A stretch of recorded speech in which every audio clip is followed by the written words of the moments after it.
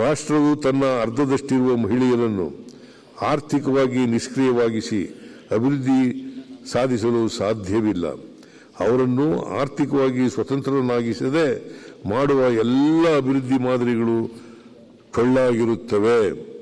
Doctor BR Ambedkar. Gruhalakshmi ಯೋಜನೆಯನ್ನು 2023-24 ಸಾಲಿನಿಂದ ಜಾರಿಗೊಳಿಸಲಾಗಿದೆ. 24-25 ಸಾಲಿನಲ್ಲಿ 1.22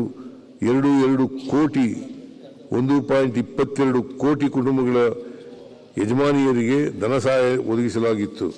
ಪ್ರಸಕ್ತ ವರ್ಷದಲ್ಲಿ ಈ ಯೋಜನೆಗೆ 28,608 ಕೋಟಿ ರು ಒದಗಿಸಲಾಗಿದೆ. ರಾಜ್ಯದ 37 ಲಕ್ಷ ಮಕ್ಕಳ ಮತ್ತು ಕಲಿಕೆಯಲ್ಲಿ ಮಹತ್ತರ ಪಾತ್ರ ವಹಿಸುತ್ತಿರುವ ಅಂಗನವಾಡಿ ಕಾರ್ಯಕರ್ತೆಯರಿಗೆ ಗೌರವಧನ 700 ಹಾಗೂ ಸಹಾಯಕರ ಗೌರವಧನವನ್ನು 750ಕ್ಕೆ ಹೆಚ್ಚಿಸಲಾಗುವುದು. ಸಕ್ಷಮ ಅಂಗನವಾಡಿ ಯೋಜನೆಯಡಿ ರಾಜ್ಯದ 17,454 ಅಂಗನವಾಡಿ ಕೇಂದ್ರಗಳಿಗೆ ಹೆಚ್ಚುವರಿ ಸೌಲಭ್ಯಗಳನ್ನು ಕಲ್ಪಿಸಲು ತಲಾ 1 ಲಕ್ಷ ರುನಂತೆ ಒಟ್ಟು 175 ಕೋಟಿ ರೂಪಾಯಿ ಒದಗಿಸಲಾಗುವುದು.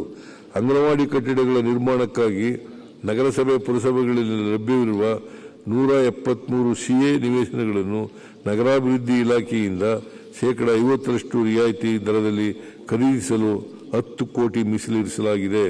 ವಿಕಲಚೇತನರ ಸಾಮಾಜಿಕ ಆರ್ಥಿಕ ಸ್ಥಿತಿಗತಿ ಕುರಿತಂತೆ ನಿಖರ ಮಾಹಿತಿ ಸಂಗ್ರಹಿಸಲು ಹಾಗೂ ಅವರಿಗೆ ಸೂಕ್ತ ಸೌಲಭ್ಯ ಒದಗಿಸುವ ಹಿತದೃಷ್ಟಿಯಿಂದ ವಿಕಲಚೇತನರ ಸಮೀಕ್ಷೆ ನಡೆಸಲಾಗುವುದು. ರಾಷ್ಟ್ರವು ತನ್ನ ಅರ್ಧದಷ್ಟಿರುವ ಮಹಿಳೆಯರನ್ನು ಆರ್ಥಿಕವಾಗಿ ನಿಷ್ಕ್ರಿಯವಾಗಿಸಿ ಅಭಿವೃದ್ಧಿ ಸಾಧಿಸಲು ಸಾಧ್ಯವಿಲ್ಲ. ಅವರನ್ನು ಆರ್ಥಿಕವಾಗಿ ಸ್ವತಂತ್ರರನ್ನಾಗಿಸದೆ ಮಾಡುವ ಎಲ್ಲ ಅಭಿವೃದ್ಧಿ ಮಾದರಿಗಳು ಟೊಳ್ಳಾಗಿರುತ್ತವೆ. Doctor BR Ambedkar.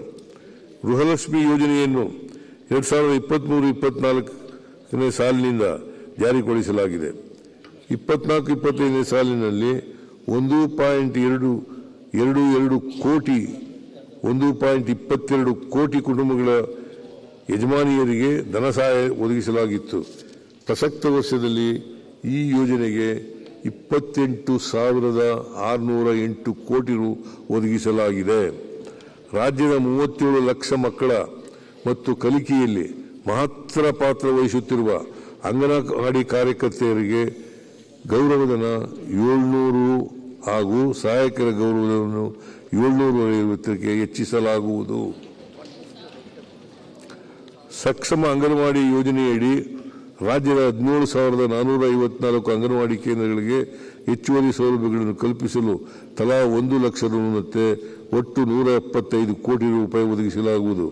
ಅಂಗನವಾಡಿ ಕಟ್ಟಡಗಳ ನಿರ್ಮಾಣಕ್ಕಾಗಿ ನಗರಸಭೆ ಪುರಸಭೆಗಳಲ್ಲಿ ಲಭ್ಯವಿರುವ 173 CA ನಿವೇಶನಗಳನ್ನು ನಗರಾಭಿವೃದ್ಧಿ ಇಲಾಖೆಯಿಂದ 50% ರಿಯಾಯಿತಿ ದರದಲ್ಲಿ ಖರೀದಿಸಲು 10 ಕೋಟಿ ಮೀಸಲಿರಿಸಲಾಗಿದೆ. ವಿಕಲಚೇತನರ ಸಾಮಾಜಿಕ ಆರ್ಥಿಕ ಸ್ಥಿತಿಗತಿ ಕುರಿತಂತೆ ನಿಖರ ಮಾಹಿತಿ ಸಂಗ್ರಹಿಸಲು ಹಾಗೂ ಅವರಿಗೆ ಸೂಕ್ತ ಸೌಲಭ್ಯ ಒದಗಿಸುವ ಹಿತದೃಷ್ಟಿಯಿಂದ ವಿಕಲಚೇತನರ ಸಮೀಕ್ಷೆ ನಡೆಸಲಾಗುವುದು.